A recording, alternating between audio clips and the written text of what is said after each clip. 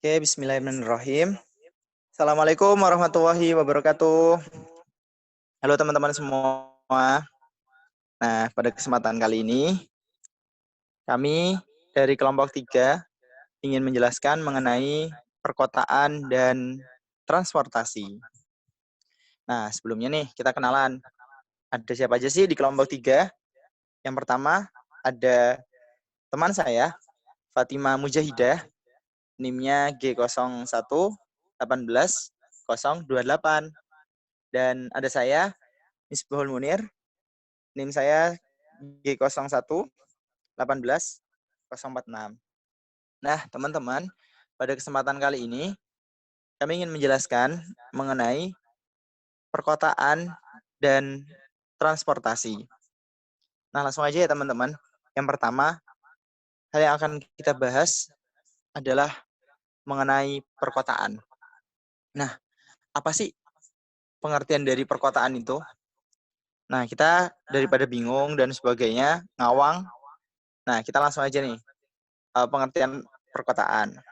Nah, ini ada beberapa tokoh berpendapat bahwa yang pertama ini dari Max Weber, kota adalah suatu tempat yang penghuninya dapat memenuhi sebagian besar kebutuhan ekonominya di pasar lokal. Sedangkan menurut Dickinson dalam Jaya Dinata, pengertian kota adalah suatu pemukiman yang bangunan rumahnya rapat dan penduduknya bernafkah bukan pertanian. Itu dari Dickinson. Nah, selanjutnya itu di Undang-Undang Nomor 26 Tahun 2007 tentang penataan kota, yang mana kawasan perkotaan adalah wilayah yang mempunyai kegiatan utama bukan pertanian dengan susunan fungsi kawasan sebagai tempat pemukiman perkotaan, pemusatan, dan distribusi pelayanan jasa pemerintahan, pelayanan sosial, dan kegiatan ekonomi. Nah, dari pengertian perkotaan ini, dari para ahli, maka dapat disimpulkan, perkotaan adalah suatu perkembangan kota yang melibatkan seluruh elemen-elemen di dalamnya yang menyangkut kota itu sendiri. Nah, mungkin teman-teman di sini agak sedikit bingung ya, kota dan perkotaan. Nah, untuk gampang membedakannya, jadi kita kenal kota dengan istilah city. Sedangkan daerah perkotaan adalah urban. Kayak gitu teman-teman. Nah, daerah perkotaan boleh jadi merupakan aglomerasi kota atau otonom dengan kota-kota fungsional di wilayah sekitarnya yang memiliki sifat kekotaan, dapat melebihi batas wilayah administrasi dari kota yang bersangkutan. Itu menurutnya Kustiawan 2014. Nah, contohnya itu apa sih perkotaan itu? Contoh gampangnya adalah Jabodetabek, teman-teman. Itu merupakan kawasan perkotaan. Jabodetabek bukan hanya menyangkut Jakarta, tapi juga mencakup Bogor, Depok, Bogor, Tangerang, dan Bekasi. Kayak gitu. Itu pengertian dari perkotaan. Nah, kita lanjut ya. Selanjutnya itu ada klasifikasi perkotaan. Jadi perkotaan itu dibagi menjadi 4. Yang pertama, ada kawasan perkotaan kecil yang di dalam kota tersebut itu tuh memiliki 10.000 hingga 100.000 jiwa. Nah, selanjutnya itu ada kawasan perkotaan sedang. Jumlahnya berapa sih di dalam itu? Nah, jumlahnya itu 10.001 hingga 500 jiwa. 500.000 jiwa. Itu untuk jumlah warga atau jumlah populasi yang menempati kota tersebut. Selanjutnya ada kawasan perkotaan besar. Nah, jumlah penduduknya itu lebih dari 500.000 jiwa. Selanjutnya yang terakhir ada kawasan perkotaan metropolitan. Ini yang gede banget. Nah, jumlah populasinya itu lebih dari 1 juta jiwa. Contoh aja kita bisa lihat kota metropolitan tuh kayak Jakarta, New York, kota dan kota-kota besar lainnya. Kayak gitu teman-teman. Itu klasifikasi perkotaan. Nah, setelah klasifikasi perkotaan, ini erat kaitannya dengan pengembangan kota. Jadi kota itu juga berkembang, teman-teman. Ada fasenya. Yang pertama itu ada pre-urban feudal society, yaitu masyarakat feodal sebelum adanya atau menjadi kota.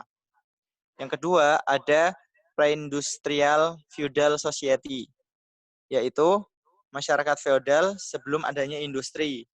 Nah, terus yang terakhir adalah dari perkembangan kota, yaitu modern industrial feudal society, yaitu masyarakat feodal dengan industri yang maju. Kayak gitu. Itu perkembangan kota. Nah, selanjutnya nih, kita udah tahu tentang klasifikasi kota, pengertian kota, dan pengembangan kota. Maka selanjutnya adalah fungsi dari kota itu sendiri. Nah, kami mengutip dari Hutt dan Rice pada tahun 1959. Fungsi kota itu ada 3. Yang pertama adalah pusat berbagai kegiatan untuk daerah sekitarnya. Yang kedua, ada pusat penyedia transportasi atau merupakan break of bulk. Apa sih itu? Transportasi kota sebagai break of bulk merupakan pelayanan sepanjang rute transportasi mencapai daerah-daerah terpencil pun dapat dilalui dengan mudah karena letak jalur transportasi kota yang strategis. Jadi letaknya jalur transportasi kota ini ada di tengah-tengah itu, strategis, enak gitu. Dan biasanya transportasi di kota itu terintegrasi kayak gitu. Nah, untuk lebih lanjutnya, kita kan udah nyenggol-nyenggol nih mengenai transportasi. Nanti akan lebih dijelaskan di materi selanjutnya. Nah, terus juga yang ketiga, fungsi dari kota menurut Hutt dan Rice adalah titik konsentrasi pelayanan khusus. Fungsi kota sebagai titik konsentrasi pelayanan khusus antara lain sebagai tempat perdagangan, perindustrian, rekreasi, dan tempat menjamu tamu dari kota lain, dan sebagainya. Ini kayak gini loh contohnya, pusat segala layanan itu ada di kota. Kita ambil aja contohnya adalah Jabodetabek. Nah, di Jakarta merupakan tuh titik konsentrasi pelayanan khusus kayak gitu. Di sana ada Istana Negara untuk masalah administrasi, perkantoran itu banyak yang untuk administrasi. Terus juga pusat perdagangan juga ada di Jakarta, contohnya itu. Oke, lanjut ya. Ada struktur perkembangan kota. Menurut Bonn 1982, kota dapat diketahui lebih lanjut dari struktur tata ruangnya. Struktur kota terbagi dari 3 kombinasi elemen sebagai berikut. Yang pertama adalah bentuk kota, merupakan pola atau penataan ruang dari tiap-tiap elemen kota. Yang kedua, interaksi dalam kota, terbentuk dari sejumlah hubungan kaitan dan aliran pergerakan yang mengintegrasikan elemen-elemen dalam kota tersebut. Dan yang terakhir, dari struktur perkembangan kota adalah mekanisme pengaturan yang ada di dalam kota, merupakan mekanisme yang menghubungkan kedua elemen sebelumnya ke dalam struktur kota yang berbeda. Kayak gitu, itu mengenai struktur perkembangan kota. Nah, selanjutnya ini ada konsep ketetanggaan, neighborhood di perkotaan. Ini menyangkut kayak penempatan bangunan, kayak gitu. Secara harfiah, arti neighborhood sendiri di dalam bahasa Inggris memiliki berapa arti. Di antaranya adalah area atau region, distrik atau locality, dan community. Nah, secara umum, area dan distrik berkaitan dengan daerah di bawah suatu aktivitas tertentu. Sedangkan community adalah sekelompok orang yang tinggal di suatu daerah dengan kepentingan yang sama, menurut Cohen pada tahun 2005. Nah, neighborhood ini didasari oleh 2 prinsip utama, yaitu yang pertama, melihat hubungan sosial yang erat antara penduduk di daerah tertentu yang berpengaruh terhadap kesehatan individu dan sosial pemukiman. Yang kedua, itu ada desain yang sesuai akan membantu mewujudkan hubungan sosial. Kayak gitu, teman-teman. Nah, konsep neighborhood ini awalnya menyangkut demografi suatu wilayah umum, disempurnakan dan diperbarui seiring dengan perkembangan konsepnya. Nah, neighborhood ini dapat dikatakan sebagai perencanaan holistik dan desain strategis yang membahas konfigurasi komponen fisik utama dari masyarakat. Kayak gitu, teman-teman. Nah, yang dasari neighborhood ini ada 2 yang tadi sudah saya sebutkan. Ini kayak konsep nanti naruh jalannya ini di mana, terus selang antara rumah satu dengan yang lain itu jaraknya berapa. Nah, ini konsep dari ketetanggaan atau neighborhood. Kayak gitu. Gampangannya kayak kita mau nempatin pos kampling itu di mana, terus jarak antara gang itu berapa. Nah, itu salah satu masuk komponennya. Kayak gampangannya dari konsep ketetanggaan gitu. Nah, oke, lanjut. Kita kan tadi udah ngomongin kota, terus perkembangan, fungsi kota. Nah, selanjutnya adalah penghuni-penghuni kota tersebut, masyarakat perkotaan. Nah, menurutnya Eli, pada tahun 2011, itu ada karakteristik masyarakat perkotaan. Yang pertama, lingkungan umum dan orientasi terhadap alam. Yang kedua, pekerjaan atau mata pencarian. Yang ketiga, ukuran komunitas. Yang keempat, kepadatan penduduk. Yang kelima, homogenitas dan heterogenitas. Yang keenam, diferensiasi sosial di daerah perkotaan. Selanjutnya ada pelapisan sosial. Selanjutnya ada mobilitas sosial. Selanjutnya ada interaksi sosial. Ada pengawasan sosial, pola kepemimpinan, standar kehidupan, ketidaksetiakawanan sosial, dan yang terakhir adalah nilai dan sistem. Itu teman-teman karakteristik dari lingkungan umum. Itu karakteristik dari masyarakat perkotaan, kayak gitu. Lanjut ya. Yang terakhir nih, kalau kita berbicara mengenai perkotaan, itu erat kaitannya dengan tekanan urbanisasi. Tekanan urbanisasi itu kayak gimana sih? Nah, kayak urbanisasi sendiri kan itu perpindahan masyarakat desa menuju kota kan ya. Nah, itu tuh berpengaruh terhadap kondisi perkotaan tersebut, baik secara psikologis, ekonomi, dan faktor-faktor lainnya. Kayak gitu. Nah, dengan adanya urbanisasi, ini akan memunculkan beberapa masalah di perkotaan. Contohnya, makin padatnya daerah perkotaan, karena kedatangan penduduk itu tidak dibarengi dengan penambahan jumlah lahan. Ya, kota itu akan tetap sama gitu, tapi seiring berjalannya waktu, itu penduduknya makin bertambah, dan bertambah. Akhirnya menimbulkan kepadatan kota dan menimbulkan kumuhan kayak gitu. Nah, selanjutnya juga itu ada faktor ekonomi, itu mempengaruhi perkotaan juga, karena biasanya orang yang baru datang dari desa menuju kota itu tidak dibekali dengan skill.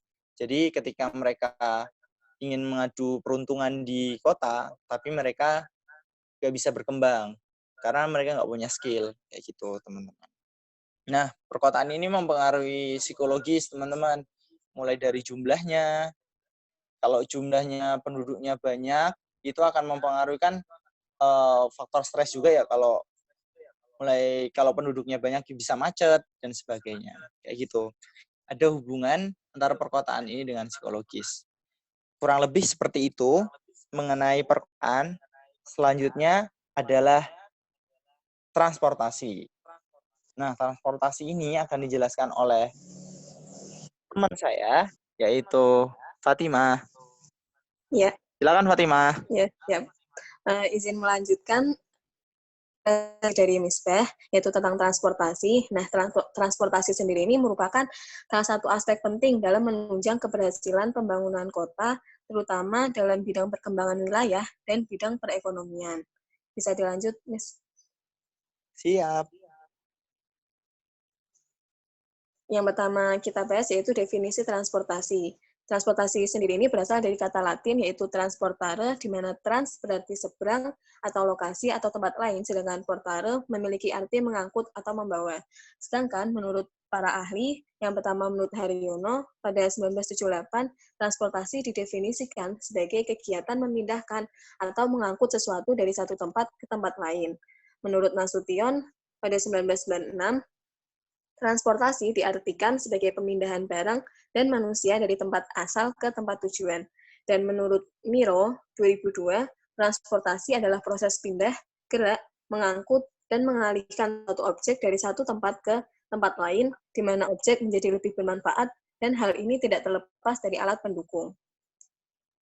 Selanjutnya, transportasi, maka bisa disimpulkan bahwa transportasi adalah perpindahan manusia atau barang dari satu tempat ke tempat lainnya dengan menggunakan sebuah kendaraan atau alat pengangkutan yang digerakkan oleh tenaga manusia, hewan, ataupun mesin. Nah, transportasi ini digunakan untuk memudahkan manusia dalam melakukan aktivitasnya sehari-hari. Selanjutnya, ada unsur transportasi. Sebenarnya ada beberapa ahli yang mengungkapkan tentang unsur-unsur ini, tapi kami mengambil menurut Haryono pada 2006, yaitu yang pertama tenaga penggerak. Tenaga penggerak adalah tenaga atau energi yang digunakan untuk menarik, mendorong, atau menggerakkan alat angkutan dapat berupa tenaga manusia, hewan, tenaga uap, BBM, dan sebagainya. Nah, penggunaan dan pemakaian tenaga penggerak ini berkembang seiring kemajuan zaman. Ya, mungkin dulu tenaganya masih manusia atau tenaga uap, nah sekarang sampai BBM atau tenaga listrik, kayak gitu.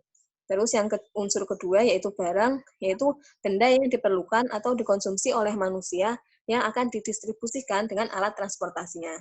Yang ketiga kendaraan, yaitu berfungsi sebagai sarana transfer, pemindahan, atau pengangkutan manusia atau barang dari suatu tempat ke tempat lainnya. Dan jalan, yaitu ditujukan dan disediakan sebagai dasar alat angkutan untuk bergerak dari satu tempat ke tempat asal tujuan, ke tempat tujuan. Nah, unsur jalan ini dapat berupa jalan raya, rel kereta api, atau jalur udara. Yang terakhir ada organisasi atau kelembagaan yang bertindak sebagai pengelola sistem transportasi ini.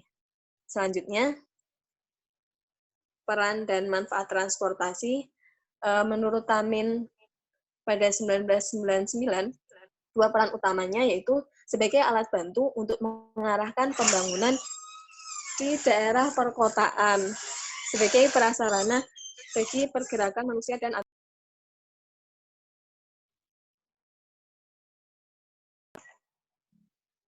menurut Susilo pada 1999, yaitu yang pertama, penghematan biaya operasi.